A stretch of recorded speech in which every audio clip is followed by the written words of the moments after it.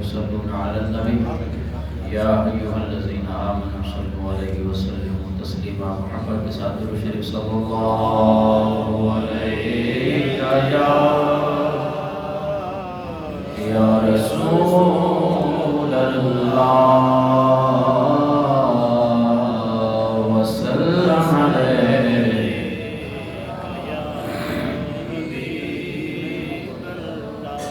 اور ہی کچھ ہے تو عالم کی آواز کی رات سبحان اللہ سیر کو نکلے ہیں محبوب خدا آج کی رات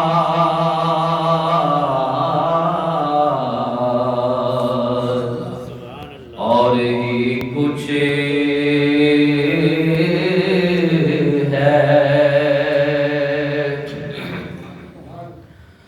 نور ہی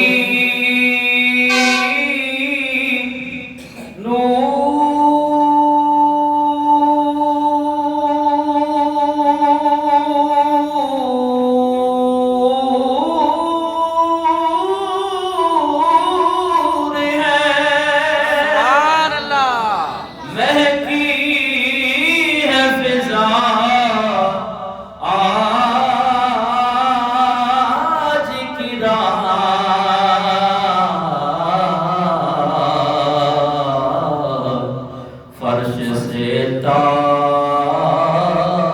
فلک کون گیا آج کی رات سیر کو نکلے ہیں بخش دوں گا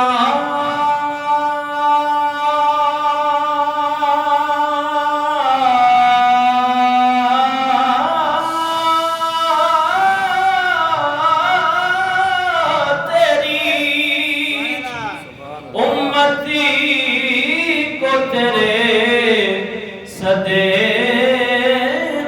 میں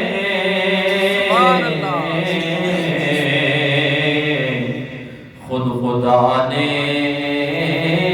یہ محمد سے کہا آج کی رات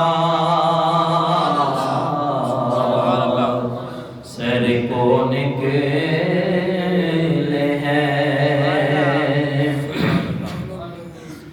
وقت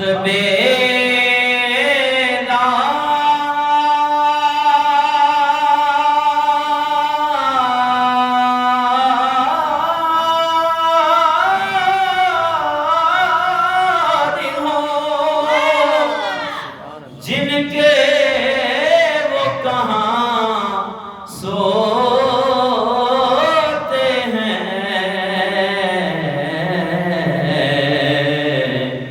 جاگنے کا ہے حقیقت میں مزاج کی رات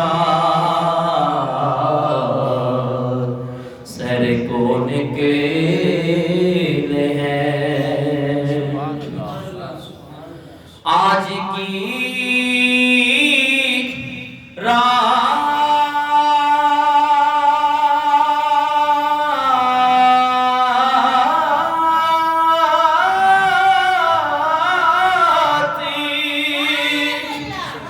اجالا ہی اجالا ہے نصیب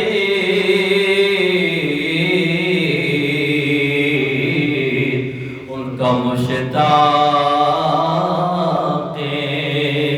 زیارت ہے خدا آج کی رات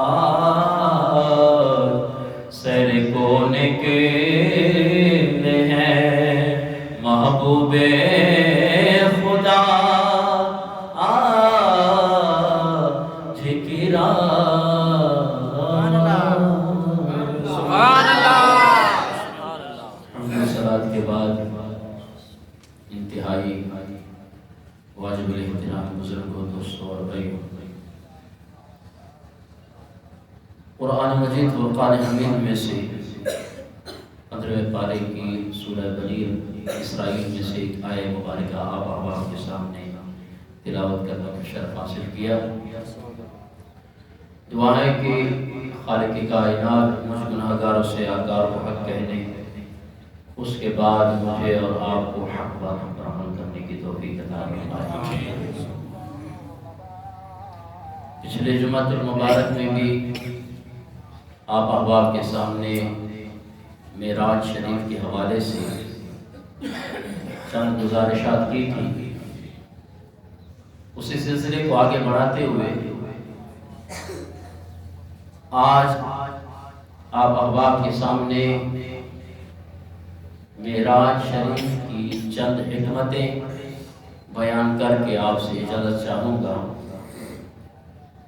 کہ میرے آقا کو اتنا عظیم سفر، اتنا پیارا سفر کیوں کرایا گیا؟ آئیے قرآن پاک کی اس آیہ مبارکہ کا لفظی ترجمہ سماعت فرمائیں کہ بنی اسرائیل کی اس آیہ مبارکہ میں خالق کائنات نے کیا ارشاد فرمایا؟ سبحان الذی، پاک ہے وہ ذات، اسرا بعبدہ، جس نے اپنے خاص بندے کو سیر کرائی، لیلاً، رات کے تھوڑے سے حصے میں، من المسجد الحرام، مسجد حرام سے لے کے الی المسجد الاقصی، مسجد اقصی تک، اور پھر فرمایا یہ مسجد اقصی کیا ہے؟ الذی بارکنا حولہ، کہ مسجد اقصی وہ مسجد ہے کہ جس کے اردا گرد ہم نے برکتیں رکھی ہیں۔ مولا یہ معراج کیوں کرائی؟ رب تعالیٰ نے واضح طور پہ اس حکمت کو بیان کرتے ہوئے ارشاد فرمایا لِنُرِيَهُ مِنْ آیاتنا، یہ سیر، یہ معراج اس لیے کرائی تاکہ ہم اپنے حبیب کو اپنی خاص نشانیوں میں سے نشانیاں دکھائیں۔ سبحان اللہ۔ انہو، بے شک وہ، هو السمیع البصیر، وہ خوب دیکھنے والا ہے، وہ خوب سننے والا ہے۔ سبحان اللہ۔ یہ آیہ مبارکہ کا سیدھا سادہ لفظی ترجمہ، جس سے یہ بات واضح طور پہ ثابت ہو رہی ہے کہ میرے آقا کا جو معراج کا سفر ہے وہ مسجد حرام سے لے کے مسجد اقصی تک ہوا، اور ہمارا دعویٰ ہوتا ہے کہ خالق کائنات نے اپنے حبیب کو لامکان کی سیر کرائی اور مقام قاب قوسین پہ بلا کے اپنا دیدار بھی کروایا۔ سبحان اللہ۔ تو عزیزان محترم قرآن ہی سے ثابت ہے، کیونکہ معراج کے 3 حصے ہیں، میرے آقا کی شان کے بھی 3 حصے ہیں۔ سبحان اللہ۔ آج اس کو بھی سمجھ لیں، اس کے بعد انشاءاللہ میں آپ کو معراج کی حکمتیں بتاتا ہوں۔ دیکھیں اس میں خالق کائنات نے ارشاد فرمایا کہ اسرا بعبدہ، اپنے بندے کو سیر کرائے۔ یہاں پہ معراج کا ذکر نہیں ہے کہ ہم نے معراج کرا۔ عزیزان محترم، سلطان المشائخ خواجہ نظام الدین اولیاء دہلوی قدس سرہ نے سفر معراج کے سلسلے میں 3 اصطلاحات ذکر فرمائی ہیں۔ ایک ہے اسراء، اور ایک ہے معراج، اور ایک ہے اعراج۔ یہ 3 اصطلاحات شیخ المشائخ شیخ نظام الدین اولیاء قدس سرہ العزیز نے آپ نے بیان فرمائی کہ میرے آقا کے معراج کی یہ 3 حالتیں ہیں، 3 صورتیں ہیں، اسراء، معراج اور اعراج۔ قرآن میں جو ذکر ہوا ہے، اب اسراء کس کو کہتے ہیں اور معراج کس کو کہتے ہیں، اعراج کس کو کہتے ہیں، اس کی وضاحت کرتے ہوئے محبوب المشائخ نظام الدین اولیاء قدس سرہ العزیز نے فرمایا کہ اسراء مسجد حرام سے لے کے مسجد اقصیٰ تک کے سفر کو کہا جاتا ہے، سبحان اللہ، اور پھر مسجد اقصیٰ سے لے کے سدرۃ المنتہا تک کا جو سفر ہے، یہ 7 آسمانوں کے اوپر، پھر اس کے بعد 7 آسمانوں کے بعد سدرۃ المنتہا، سدرۃ المنتہا کے مقام تک اس سفر کو سفر معراج کہا جاتا ہے۔ سبحان اللہ، اور پھر سفر اعراج وہ سدرۃ المنتہا سے شروع ہوتا ہے اور مقام قاب قوسین تک کہ لا مکان تک میرے آقا کو خالق کائنات نے جو بلا کے اپنا دیدار کرایا، اس سفر کو سفر اعراج کہا جاتا ہے۔ سبحان اللہ، اب اسی 3 سفر کی اصطلاحات میں سے میرے آقا کی 3 شانیں ظاہر ہو رہی ہیں۔ سبحان اللہ، میرے آقا کی بھی شان کے 3 حصے ہیں۔ آج لوگ کہتے ہیں کہ نہیں حضور ہمارے جیسے، حضور کھاتے پیتے تھے، مانا ہم نے کب انکار کیا حضور نبی کریم صلی اللہ تعالی علیہ وسلم کی بشریت کا۔ اب جس طرح کے سفر کے 3 حصے ہو گئے، اسی طرح میرے آقا کی شان کے بھی 3 حصے ہو جاتے ہیں۔ پہلی شان میرے آقا کی بشریت ہے، سبحان اللہ، اور جناب مسجد حرام سے لے کے مسجد اقصیٰ تک کا جو سفر ہے، جو اسراء کا سفر ہے، وہ میرے آقا نے بشریت کے طور پہ فرمایا۔ سبحان اللہ، وہاں پہ بشریت غالب تھی اور جناب والا نورانیت اور حقیقت مظہریت جو ہے وہ مغلوب تھی۔ اب یہ جو دوسرا سفر ہے مسجد اقصیٰ سے لے کے سدرۃ المنتہا تک، یہ سفر میرے آقا نے نورانیت کے اعتبار سے سبحان اللہ، وگرنہ آپ تاریخ کی اور حدیث کی کتب اٹھا کر دیکھیں، جب سدرۃ المنتہا وہ مقام ہے جہاں جبریل علیہ السلام کا ڈیرا ہے بیت المعمور میں، وہاں پہ جبریل علیہ السلام نے بھی آقا جہاں صلی اللہ تعالی علیہ وسلم سے دستبست عرض کی، یا رسول اللہ آگے اگر میں ایک پر بھی اور ایک بان کے برابر بھی میں اوپر گیا نا، تو یہ جو خالق کائنات نے مجھے 600 نورانی پر دیے ہیں نا، میں جل کر راک ہو جاؤں گا۔ اندازہ کر سکتے ہیں کہ جہاں پہ نورانیت کے سردار، نورانی فرشتوں کے سردار، ملائکہ کے سردار جبریل علیہ السلام کی انتہا ہو جائے، وہاں سے میرے آقا کی ابتدا ہو گئی۔ سبحان اللہ، اب یہ سفر نورانیت ہے جو کہ میرے آقا کی نورانیت کو ثابت کر رہا ہے۔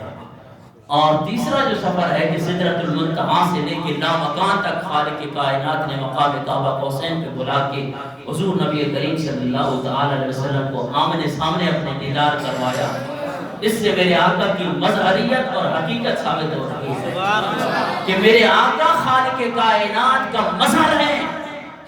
جس حصے سے میرے آقا کا گزر گیا تو وہاں سے خالق کائنات نے آپ کو وہ مقام مظہریت اور حقیقت عطا فرمایا۔ سبحان اللہ، تو عزیزان محترم، اس سفر معراج کو میں نے پچھلے جمعۃ المبارک میں بھی عرض کیا کہ اس کو سمجھنے کے لیے سیدنا حضرت ابوبکر صدیق جیسا عشق ہونا چاہیے۔ سبحان اللہ، ہاں، اس کو عقل کے پلڑے پہ رکھ کر نہیں، اسی عقل کے پلڑے پہ رکھ کے تو جناب والا ابو جہل نے یہ اعتراض کیا تھا کہ یہ کیسے ہو سکتا ہے کہ انسانی جو ہے جناب بشریت رکھنے والی طاقت والا کوئی شخص وہ آنے واحد کے اندر مسجد حرام سے لے کے مسجد اقصیٰ تک، کیونکہ یہ بشریت کی معراج تھی جس کا انکار سب سے پہلے ابو جہل نے کیا، آج اس کی اولاد کر رہی ہے۔ اور وہاں پہ اس اعتراضات کے جوابات میرے آقا نے وہیں پہ بیٹھ کے، کیونکہ یہ انسانی ایک عقل کا تقاضا ہے، پوچھتا ہے کہ جناب میں نے یہ مقام مسجد اقصیٰ تو میں نے بھی دیکھی ہے جی، فلسطین کے اندر مسجد اقصی ہے جناب، اس کو میں نے بھی دیکھا.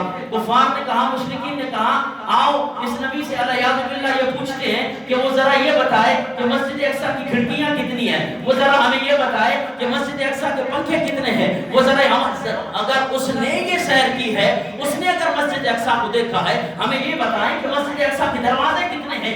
یہ اعتراضات مشرکین نے کفار نے کیے. پھر خالق کائنات نے اپنے محبوب کی جناب والا اس شان کو ظاہر کرنے کے لیے آپ نے فرمایا جب آنے واحد کے لیے میرے آقا پریشان ہوئے نا، خالق کائنات نے جبریل علیہ السلام کو بھیجا کہ اے پیارے حبیب آپ پریشان کیوں ہوتے ہو، مسجد اقصی آپ کے سامنے ہے، گن گن کے ان کو بتائیے. حضور کے ساتھ بشریت کے دعوے کرنے والے، تو پھر ذرا آپ بھی بتاؤ کہ جی آنے واحد کے اندر آپ کتنا سفر کر سکتے ہیں. اور پھر میں نے اس کی تفسیر بتائی تھی کہ انہو هو السمیع البصیر، بے شک وہ خوب سننے والا ہے اور خوب دیکھنے والا ہے. یہ خالق کائنات کی شان ہے. ہم اس کو تسلیم کرتے ہیں کہ رب خوب دیکھنے والا بھی ہے اور خوب جاننے والا بھی ہے اور خوب جناب والا دل کی حقیقتوں کو اور جانتا بھی ہے اور سماعت بھی ان کی مانتے ہیں.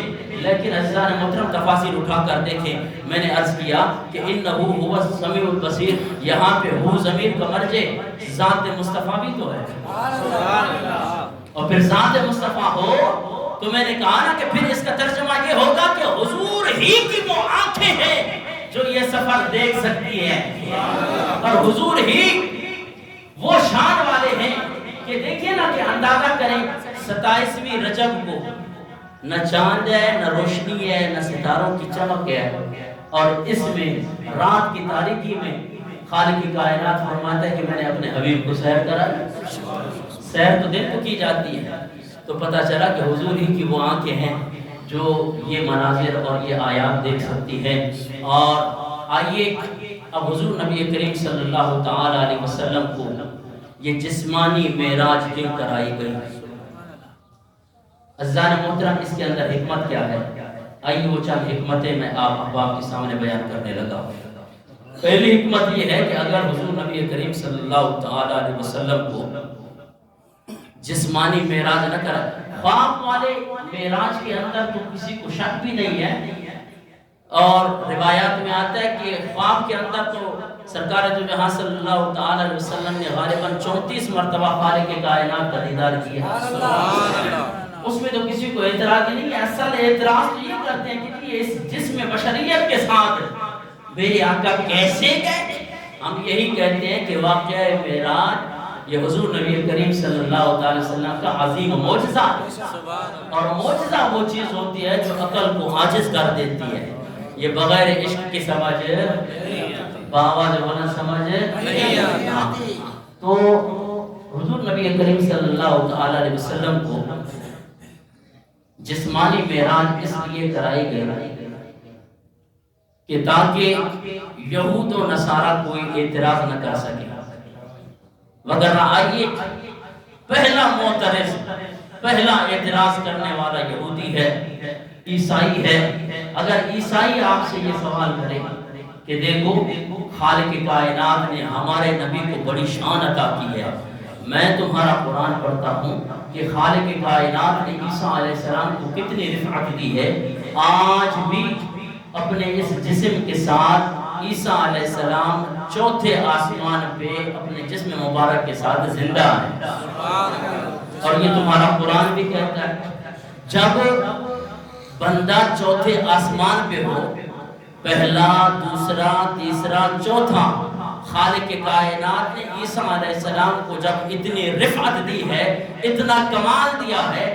تمہارا نبی تو مدینے میں رہتا ہے، تمہارا نبی تو مکے میں رہتا ہے، تو اس کا مطلب یہ ہے کہ عیسیٰ علیہ السلام کی شان عرفہ و اعلیٰ ہے. آؤ پھر عیسیٰ علیہ السلام کا کلمہ پڑھو. اب یہ اعتراض ہو سکتا تھا کیونکہ خالق کائنات نے قرآن مجید میں 6 پارہ سورۃ النساء آیت نمبر 58 میں اس بات کا تذکرہ کیا ہے کہ خالق کائنات نے حضرت عیسیٰ علیہ السلام کو چوتھے آسمان پہ بلا لیا. سبحان اللہ. آئیے خالق کائنات نے ارشاد فرمایا وَمَا قَتَلُوهُ يَقِينًا بَلْ رَفَعَهُ اللہ الیہ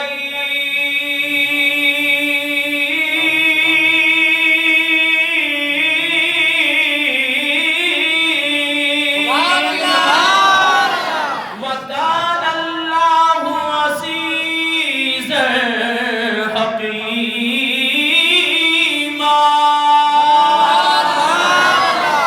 عزیزان محترم، اس کائنات کے اندر سب سے پہلا اعتراض کرنے والا عیسائی ہو سکتا ہے۔ اگر کوئی عیسائی یہ کہے کہ تمہارے قرآن کے اندر چھٹا پارہ سورۃ النساء آیت نمبر 158 میں خالق کائنات نے عیسیٰ علیہ السلام کی شان کو بیان کرتے ہوئے ارشاد فرمایا وَمَا قَتَلُوهُ کہ حضرت عیسیٰ علیہ السلام قتل نہیں ہوئے، حضرت عیسیٰ علیہ السلام شہید نہیں کیے گئے، بلکہ خالق کائنات نے فرمایا یقیناً بل رفعہ اللہ الیہ،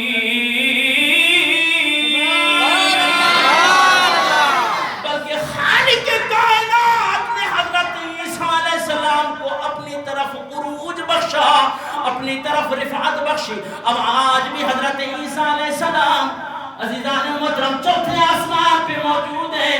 ہم نے کہا کہ اے عیسائی، اگر تمہارا یہ اعتراض ہے، خالق کائنات نے اس اعتراض کو توڑتے ہوئے ارشاد فرمایا ہم نے اپنے حبیب کو وہ شان عطا کی ہے، پہلا آسمان نہیں، دوسرا آسمان نہیں، ساتواں آسمان نہیں، بلکہ خالق کائنات نے اپنے حبیب کو لامکاں کی سیر کرا کے دنیا والوں کو بتا دیا سارے انبیاء کی شان نیچے ہے، حبیب مصطفیٰ کی شان عرفہ والا ہے۔ تم کیا اعتراض کرتے ہو؟ حضرت عیسیٰ علیہ السلام چوتھے آسمان پہ، ہو سکتا تھا کہ سائنس بھی جناب والا یہ دعویٰ کرتی کہ جناب ہم نے بھی چاند کی سیر کی ہے۔ آقا جہاں صلی اللہ تعالیٰ علیہ وسلم کی شان یہ ہے کہ جس جگہ پہ تمہاری رسائی پہنچ گئی ہے وہاں اگر میرے آقا انگلی کا اشارہ کر دیں، یہاں پہ زمین پہ بیٹھے ہوئے چاند کے دو ٹکڑے کر دیں۔ تکبیر،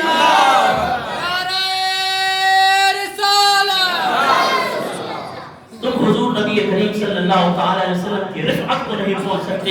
اسی بات کو تو میرے امام کہہ گئے کہ سب سے اولا وہ اعلیٰ ہمارا نبی، سب سے اولا وہ اعلیٰ ہمارا نبی، سب سے بالا وہ اعلیٰ ہمارا نبی۔ جس کو اپنے نبی سے پیار ہے اونچی آواز میں پڑھنا ہے، سب سے اولا وہ اعلیٰ ہمارا نبی، سب سے بالا وہ اعلیٰ ہمارا نبی، سب سے بالا وہ اعلیٰ ہمارا نبی۔ خلق سے اولیاء، اولیاء سے رسول، خلق سے اولیاء، اولیاء سے رسول، خلق سے اولیاء، اولیاء سے رسول، خلق سے اولیاء، اولیاء سے رسول، اور رسولوں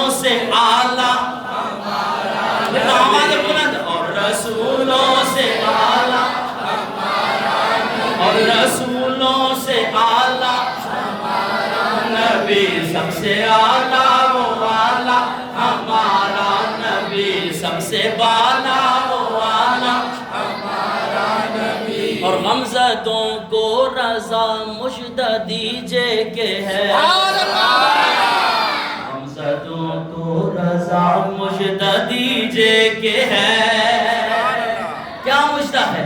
غمزدوں کو رضا مجدہ دیجے کہ ہے، غمزدوں کو رضا مجدہ دیجے کہ ہے، بے کسوں کا سہارا ہمارا نبی، بے کسوں کا سہارا ہمارا نبی، بے کسوں کا سہارا ہمارا نبی، بے کسوں کا سہارا ہمارا نبی۔ جناب عیسائیوں کا یہ اعتراض اپنی جگہ پہ ہے کہ حضرت عیسیٰ علیہ السلام چوتھے آسمان پہ اور خالق کائنات نے اپنے حبیب کو لامکان کی سیر کرا کے عیسائیوں کا یہ اعتراض کا جواب بھی دے دیا۔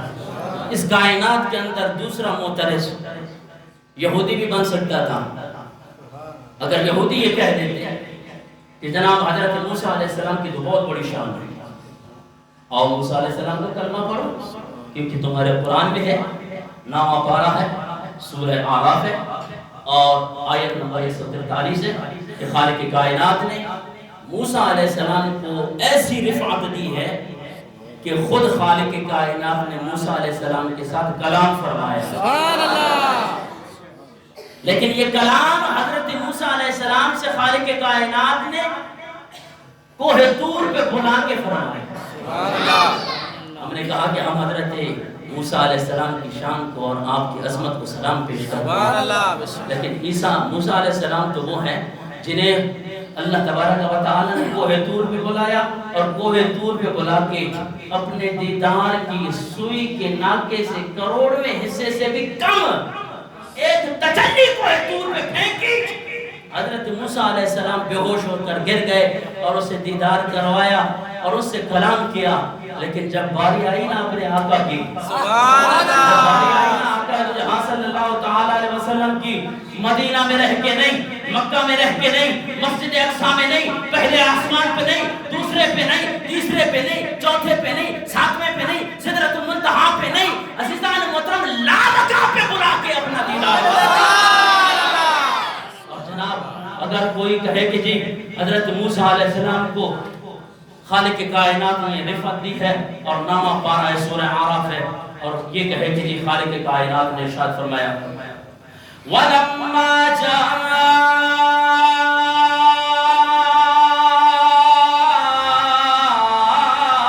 مُوسَىٰ لِمِيقَاتِنَا وَكَلَّمَهُ رَبُّهُ،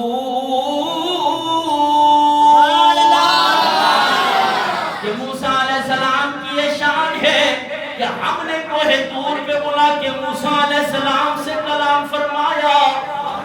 اور پھر عزیزان محترم یہی سورہ اعراف آیت نمبر 144 میں خالق کائنات نے واضح طور پہ موسیٰ علیہ السلام کی شان کو بیان کرتے ہوئے ارشاد فرمایا قال یا موسیٰ انی اصطفیتک علی الناس برسالاتی و بکلامی۔